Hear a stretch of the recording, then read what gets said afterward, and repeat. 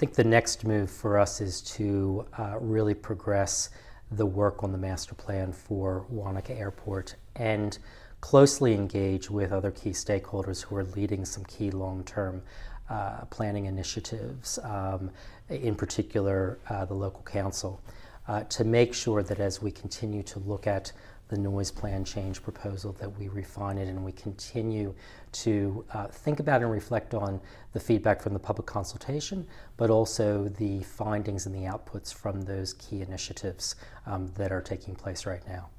Now, only hours have passed since the announcement this morning, but already we're getting word from Wanaka that there's increased anxiety there about the airport growing.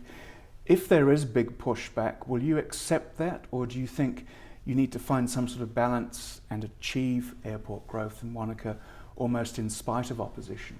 Yeah, I think balance is the right word, and that's really what we're trying to strike. It's striking that balance between sustainable growth of air services to the region and the benefits that they bring with the effects of growth on the communities we serve. And so we really are quite mindful of that and view it as quite an important responsibility. So I understand how sometimes, these things can be quite scary.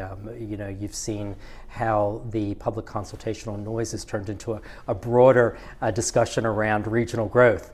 And I think our job as an airport company is to work with key stakeholders as well as the communities we serve to really understand and shape that picture together. So at the end of the day, everybody has, number one, an opportunity to be heard, and number two, people can really, I suppose, embrace or accept the changes that happen in the future.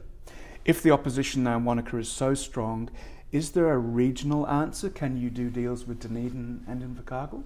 Well, we think off the back of the work that we've already done to date that we have a dual airport strategy that includes Queenstown Airport and a developed Wanaka Airport that brings to life something that does look sustainable in terms of air services to the region.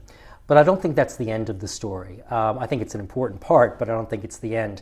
Over the last year, we've really developed close working relationships with both Invercargill and Dunedin airports and their teams.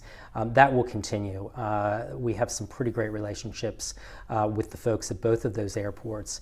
And so we look forward to continuing to work with them to shape that broader regional footprint, if you like.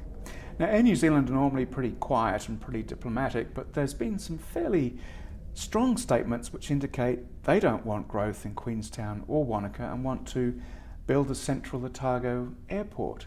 What do you make of all of that? Well, I think it's probably first important to reflect that Air New Zealand has supported or did support the proposal that we had on the table and we put out for public consultation.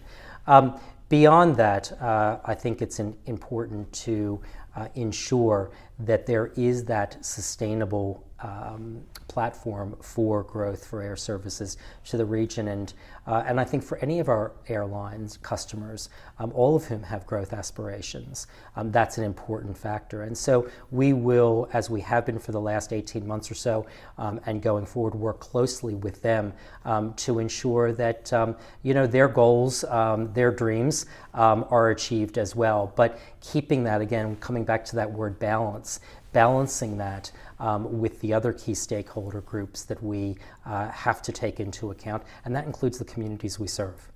Now, it's easy to demonize airports. They're a soft target for communities that don't want noise or disruption.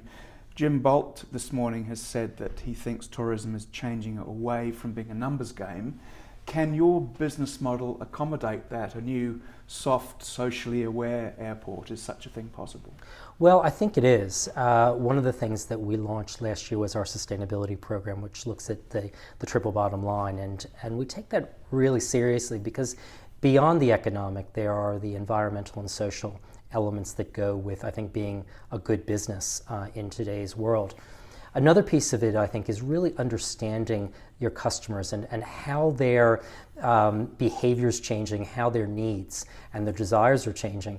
And so as a business, we need to be smart at anticipating almost those needs rather than reacting to them, and providing an environment that's really going to satisfy them and the other stakeholders that we engage with regularly. So an honest answer to this question, please. Have these been tough days for you?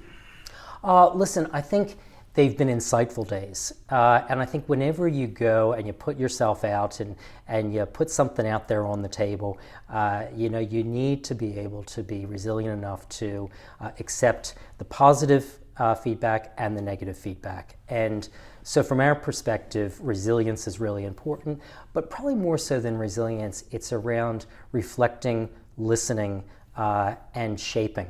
And that's what we'll continue to do, but we can't do that alone. And I suppose my appeal is that the communities we serve stay engaged, that the stakeholders, including the airlines, stay engaged, that we actually work together to create something pretty special in what is a very special place.